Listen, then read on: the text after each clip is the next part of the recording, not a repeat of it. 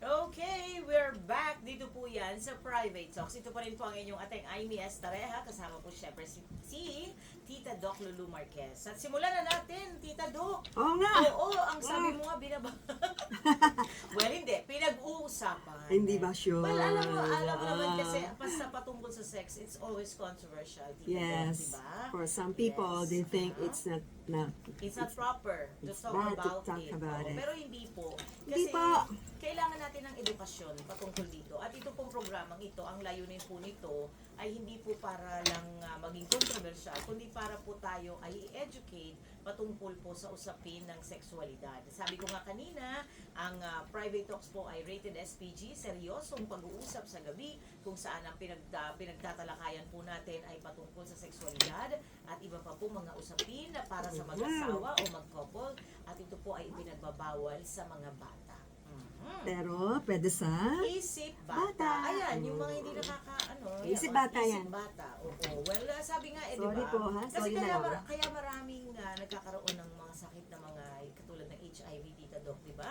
Because hindi natin sila na-educate on how to protect themselves, di Yes. ba? At saka marami pong batang nabubuntis. Correct. ha? Oo, yung mga teenage pregnancy o hindi man teenage pero bata pa rin. Kasi kung ikaw ay nabuntis ng 20 anyos o 21, napakabata pa rin yan, di ba? Bagamat sa ilalim ng batas, ano na yan, nasa tamang edad na yan, 20, 21, pero still so young, di ba? Ang dami Kasi pa sa sana. education, Oo, ang dami pa sana pwedeng mangyaring magagandang bagay sa buhay. Yes. Kung syempre, di ba, ang bata ay blessing, pero kung pwede naman din na mas handa ka para maging magulang, mas maganda para din dun sa magiging anak mo. Kasi minsan, yung mga magulang, hindi naman natuturuan yung kanilang mga anak. Yan ang problem, no? Oo, yes. Yung mga Kaya dito parents na po, to. yun ang ating, yun ang ating campaign dito. Yes. Di ba? Okay. Sige. If you can't protect yourself, di ba, at least be safe. If you can't be good, at least be safe. Yeah. Ayan. Sige, let's go. Okay, so bakit nga ba mahalaga, Tita Doc, na pag-usapan natin ang tungkol sa sex? Dapat. Bakit Okay? nga? Very, very important. Tuloy-tuloy, Tita Doc. Ay, talaga mainit yung ulo ko. Anniversary pa naman. Oo, mainit. Very hot po ako sa ganito kasi yung passion ko nandun because my advocacy is there. Yes. Okay, so dito lang po, please open your mind. Open mindset po tayo, hindi po dapat makitid, ha? So, there are about, let's say, mga 7 points po. Bigyan namin kayo ng 7 points why talking about sex is very, very important, ha? Yung una, makinig kayo kapamilya, yung una is para makapromote ng healthy relationship. Di ba, Amy? Correct. Very important yan. Kasi 'di ba, kapag maganda Yes. ang sex life ng mag-asawa, asahan mo na magiging mas matibay ang kanilang pagsasama. Hindi pwedeng puro tayo mababait lang tayo sa isa't isa, Tita Doc, 'di ba? Hindi pwede yun, Oo, no? kaya ka nga nag-asawa para meron kang partner. Yes, so sa, you can- sa kama. right. Isa sa mahalagang punto ng pag-asawa, 'di ba? Napatingin yung ating audience dito napakarami. So physical, usually pag sinabi mo kasi mag-asawa, iniisip ka agad yung, ay, magbe-baby tayo magme-make love, ganyan, no? So, very important, madalas namin sinasabi ni Amy na communication, open communication is very important para sumunod po doon yung connection. Pag walang connection, wala pong mangyayari yan. Dapat very, very, sinasabi ko para bakit kailangan may communication. Dapat may connection para you can build trust with each other, you can prevent misunderstanding, at saka syempre mag-improve ang intimacy. Intimacy. Katulad na si Berna, di ba? Yung ating suki dito na ngayon ay bumabati. Sabi Ay, niya, oo good nga. morning, good morning, good morning, good morning. Ang dami naman ito. Sabi niya. Happy anniversary private talks. Masaya po ako na naging part kayo ng life namin mag-asawa. Ooh. At naniniwala po akong marami pa po kayo lahat, ay kayong mga mananlalamig na relasyong matutulungan kung bubuksan lang po ang puso at isip ng mga nakakakinig sa inyo. Yes. More anniversaries to come po. Lagi po ako nakasupport sa inyo. Cheers! I love you and God bless you. Uy, diba? thank Coming you. from Berna na from day one ay nakikinig sa atin. Grabe. Diba? At sinabi niya rin sa atin na talagang nag-improve ang kanilang pagsasama dalawa because lagi siyang nakikinig. Yes. At saka pag may event kasi dito, no, ang DZMM events, sumisipot yun eh. Yes. Diba So, sa sila Ayala mag-asawa. Museum, pumunta Oo, sila? Lagi siya Oo. nandun. Yes. Sila mag-asawa nandun. Ever Yeah. present. Yeah. The burn na magtibay. Ayan. Despite na sila ay may visual impairment. Yes. Wow. Diba? So Sige. yun, di ba? So napopromote nga talaga yung healthy relationship na mag-asawa pag buhay na buhay ang kanilang sex life. Yes. Kasi yung desires ninyo, yung needs ninyo, pati boundaries ninyo, ay ma-open up. Diba? So, yung pangalawa, Amy, no, kasi this is about 7 points, no? Yung pangalawang point po, kapamilya, yung it will reduce shame and stigma. Stigma. Yes, no? Kasi parang bawal pag-usapan yun. Oo nga eh. Talk about it. Oo. No? Parang yung mag-asawa sa loob lang ng room, nagbubulungan pa. Diba? Ano ba naman mangyayari kung nagbubulungan kayo? So, okay, so dapat may honest, honest with each other para mag-gain nyo yung inyong respeto, para mawala yung stigma. And then you will be more empowered. Sabi kasi nila, Amy, yung empowerment daw sa negosyo lang. Uy, hindi oh. Uy, hindi ah. Oo. Kumbaga, ang babaeng, pag-feel ni babae, ni Mrs., na siya ay desired by ng kanyang husband, Yes. she's being empowered nun, di ba? Yes, that's Kasi true. syempre, ang kanyang confidence level tataas. The same goes para sa lalaki. Di ba? I-feeling niya, gwapong-gwapo sa kanya yung, yung kanyang wife. Di ba? Talaga namang oozing with self-confidence yun pag lumabas ng mundo. Sobra, no? Kahit na tumaba ka na, kuya, love na love ka pa rin ng asawa kasi, mo. Oo, so nagkakaroon ka ng safe space, di ba, Tita Do? Kahit Natanggap ka kahit sino ka. Yes. Okay, so kahit na sandali lang, baka naman pinupush natin yung laki ng tiyan. Pag medyo lumalaki na yung mga bilbil, Uy, mag-exercise. Ang hirap kaya huminga. tapos halip na sinturon ng bibilin mo. Ano tawag doon yung... ano ba yun? Yung nakabitin dito, tinataas na lang yung bewang mo. Ano kasi ang nga, pangalan nun? Ayun, di ba? Yun na yun. Basta yun, yung para sa malalaki yun siyan, di ba? Anyway, ayan. Exercise. Exercise dapat. O yung pangatlo, pinag-uusapan po ang sex dapat to improve sexual health. Sexual health po, ibig sabihin para, you know how to prevent STD Yes. and prevent yung, pagbubuntis sa mga Pagbubuntis. At saka yung di ba, pagka maganda yung sexual health ninyo kasi safe kayong dalawa. Kasi dapat na napopromote doon yung kayong dalawa lang. Yeah. Merong monogamous relationship, di ba? Hindi pwedeng marami. Yeah. Oo. So dito, pagka kayo ay aral, edukado kayo pagdating sa usapin ng sex, alam niyo yung dangers and risk, di ba? Yes. Tado? So very important yung self-care, no? Hindi lang porque nag-sex ka, that's it. No, you should even know, pag mag-asawa kayo, dapat pareho kayong mag-asawa ng tinatawag na calendar method. Hindi ba? Hindi yun basta ito si kuya, kalabit na kalabit eh. Tapos hindi na, ayaw naman magbuntis yung asawa. Tama. O di aralin po ninyong pareho yung calendar method. Kasama po yan. Tapos dyan din kasi, nabibuild yung respeto nila sa isa't Yes. isa. Yes. Diba? Very very careful po tayo dyan kasi ayaw po natin ng population explosion. Yes. At kayong dalawa rin, kapag dumami yung anak ninyo, Ay, wala. mahirapan din kayo. Di ba? Paano yung pag-aral? Yes. Pagkain? Pati yung mga bata, nasasakripisyo yung quality of life Yes. nila habang lumalaki. Yes. Okay, so tatlo na yan ha. Yung pang-apat, dapat pag-usapan ng sex to help people understand their bodies and to understand their pleasure. Hindi lang parang ginagamit lang yung katawan mo. Hindi Ano ganun ka? yun, di ba? Ano ka, puppet? Gamit Diba? ka lang. Gamit ka lang ba? Hindi, tao ka. Tao. Di ba? Na kailangan naiintindihan. Yes. Oo. At saka, diba, Tita Do, kailangan ikaw mismo pinag-aaralan mo yung katawan mo eh. Yeah, you Para should love mag-guide mo yourself. rin yung partner mo. So would you will be able to know ate what feels good, what does not feel good, and syempre te, kung ano yung gusto mo te. Hindi lang si kuya lang yung ito yung gusto ni kuya na ayaw mo naman, wala mangyayari. Example, Amy ha, I'm talking about oral sex. Eh, itong mga lalaki, Issue yan sa iba. mga lalaki gustong-gusto yan eh. Oo. Yun yung oral sex sila, di ba? May tawag dyan eh, ang tawag dyan, fellatio. Fellatio. Fellatio, parang ice cream. Oo, di ba? Parang ang sarap, di ba? Fellatio. Ay. Gusto itong mga lalaking ito, fina-fellatio kayo. Oo. Eh, maraming babae ayaw. Ayaw. Kasi nga, yung kinalakihan nating kultura na bastos ang sex. Eh, kaya nga, di ba? Pero mag-usap kayo kung gusto ni ate, then wag mo lang basta pilitin. Or yung, kung ikaw naman, kuya, sensitive to oral sex kunyari kuya, you want to do cunnilingus. Okay? You want to do that the other way around sa iyong asawa. Then, huwag mo naman din kaagad pilitin kung ayaw Kasi naman. baka ma-shock. Oo Diba? nga. Lalo na kung unang pagkakataon, ikinasal na talagang ikaw pa lang ang naging boyfriend. Naman. Diba? Tapos naging mag-asawa kayo. Tapos pinilit mo.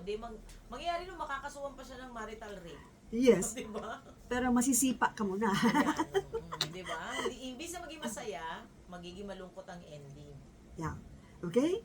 So you have to explore the sexuality safely and understand your own bodies together.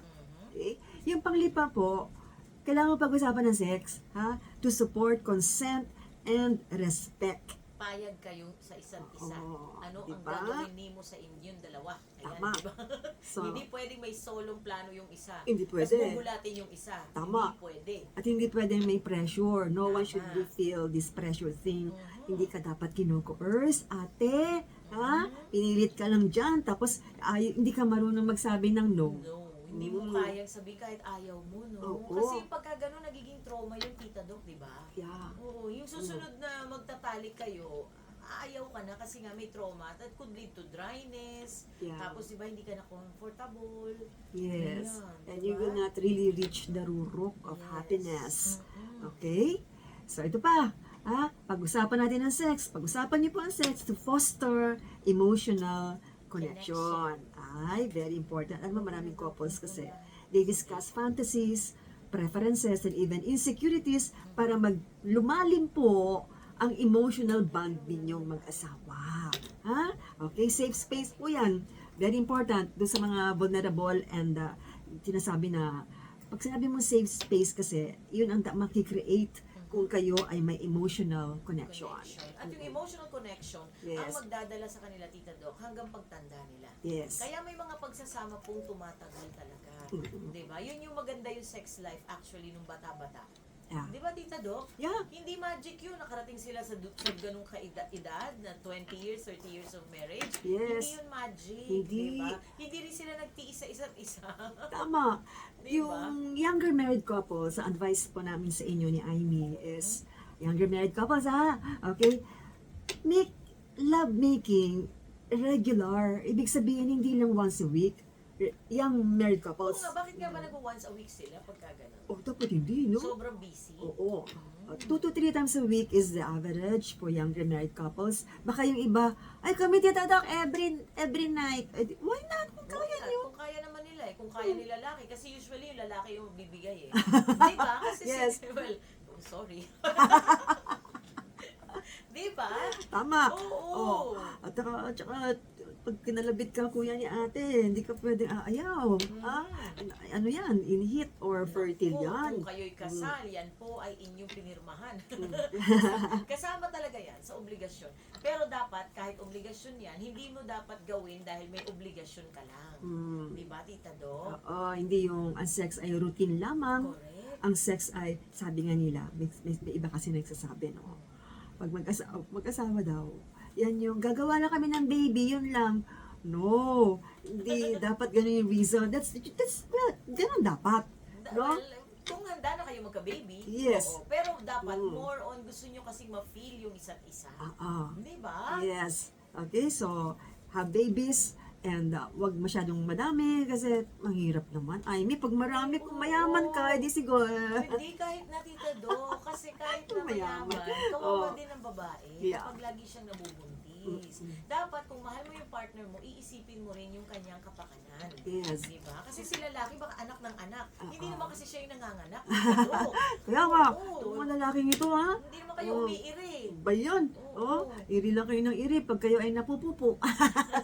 Nako-constipate. Pero alam Diba? mo, may mga nakausap ako noon during my producer days. Yes. May mga nakausap akong lalaki na noon talaga, bago siya kinasal, Yes. bago sila kinasal, nasa isip nila, gusto nila 4 na anak, ganyan. Oh. Pero bakit isa lang yung naging anak? Kasi nung nakita nila kung paano manganak yung Oh, asawa nila sa unang yeah. pagkakataon, natakot Ay, na sila, natakot na. naawa sila dun sa misis nila. Okay. Yun ang tawag ko dun talaga, true love. Yeah. Diba, Tita Do? Yes. Mhm. Sige.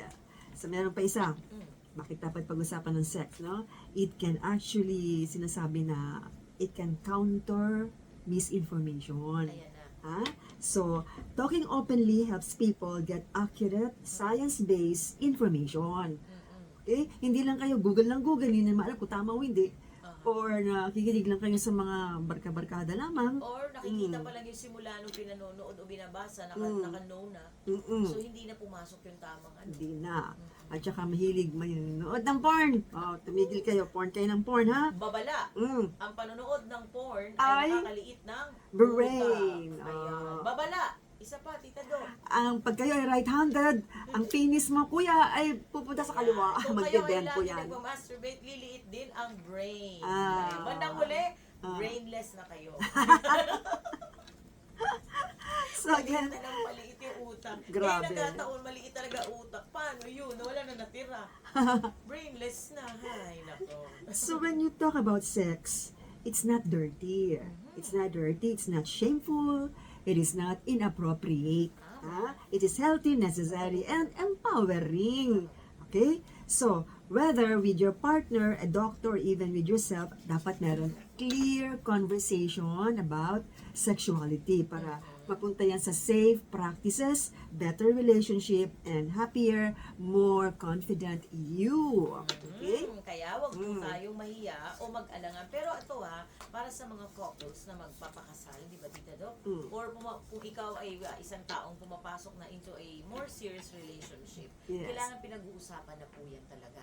Hindi dahil bastos ang isa't isa o ano, kailangan open-minded. Kasi dapat before you plunge into marriage, nakita na ninyo yung kung kayo ba, in a way, may magigauge yun yung compatibility, di ba Tita Doc? Yes. Oo, kung pinag-uusapan. Sabihin natin na hindi naman dapat, paano kung ano, hindi, kailangan yung pag-usapan. Dapat yun. Bago kayo humarap sa altar. Yeah. Di ba? So, pansin mo lang, Amy, ano sa palagay mo?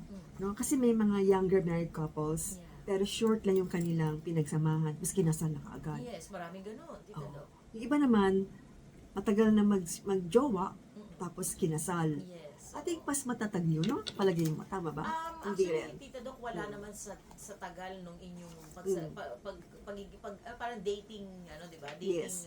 ano ninyo, wala sa tagal eh. Marami mga kilala ako na kailan lang sila, parang mga 1 month lang ikinasal na or 2 months na ikinasal na. And yet, ang ganda ng marriage, meron din naman na super tagal sila bago ikinasal, 10 years, pero naghiwalay. Tama. Diba? Kasi nga doon sa 10 years na yon, sabi nila nagkasawaan. Yes, perhaps, pero pwede rin kasing meron silang hindi na pag-usapan during those years, yung 10 years, na Yeah. nung ikinasal, naging problema. Yeah. Yung iba naman ay may nagkaanak sila, Kaya tapos napilitan. napilitan, pero yung iba kahit na may anak, then kinasal naman sila, di ba? Oo, kasi nga depende kung Yeah. talagang alam mo, hindi ako naniniwala sa outright compatibility, Tita Doc. Naniniwala ako na nabibuild yung compatibility over the years. In time, no? In time, pero Yes. kailangan open talaga kayo sa isa't isa. And ito you can't marry a person hindi mo kayang i-open up yung sarili mo. Yeah. Di ba, Tita Doc? Hindi nga. Yung simpleng bagay, hindi mo kayang i-open sa kanya, much more yung mas deep conversations. Di ba? Mahirap naman kung kailan kasal ka na, tsaka mo ma-realize na hindi ko pala kaya maging open sa kanya. Ano na yun, di ba? At saka, ang mga babae, madalas namin sinasabi ni Amy, ang unang nagmamature. Yeah. Mas maraming lalaki na immature. Oo. Pero ang marriage, Tita Doc, Yeah. di ba may 7-year itch? Sabi nila, pag lagpas ng 7 years, okay na kami. No. After 7 years, may 5 years. Marami naghihiwalay, Tita Doc. After ng 7 years, during the next 5 years, Yeah. doon sila naghihiwalay. Yes. Pero so pag nalampasan mo yung after 5 years na yon, may another set ng 7 years yun, and so on and so forth. Yes. So ibig sabihin, tuloy-tuloy kasi ang pagsisikap ninyo at pagdedesisyon ninyo mag-asawa na manatili sa isa't isa. So good luck talaga, ha? Naku. Yung mga wedding anniversary dyan, tuwan-tuwa ako pag talagang 10, Tita Doc, 15, 20. saludo ako. At saka Yes. yung lalo na yung nag-ano sila ng vows nila ulit. Saludo talaga ako, di ba? Nagjo-joke na iba, di ba? Nag-aasawa ulit kasi nagkaroon ng expiration date. Di ba? Pero naman yung iba Joke naman, lang. yung iba Tita Doc, ay nakadalawang kasal na silang dalawa. Tapos yung isa dyan, wala pa kahit isa. Oh well, sorry. Pero darating at darating yan kung may nakalaan. Darating yan. Anyway, so Mm. ayan, mamaya daw may caller tayo, Tita Doc. Sige. Pero bago yan, syempre, banggitin natin ang ating question of the night, Tita Doc, bago tayo patugtog. Okay, alam mo yung question of the night na yan, ano? Pag hindi nyo sinagot yan, ano? Oh. Eh, sagutin nyo. Sino ang mas dominant? Sino mas dominante sa private moments? Ay. Si Mr. ba o si Mrs.? Oo. Sino ba? Dagdagan natin. Sige. O sinabi siguro ang sagot, Mister. Pero ikaw ba? Ikaw na nanonood. Di o nakikinig. Gusto mo ba maging dominante? Pangarap mo ba yun? Ayan, ipadala po ang inyong mga sagot sa aming pong Viber number 0919-278-3000 or tawag po kayo sa aming mga hotlines 892-44101, locals 5671, 5672 at 5673. Hindi pa po tapos ang private talks. Magbabalik pa po kami ni Tita Doc Lulu Marquez. Diyan lamang kayo.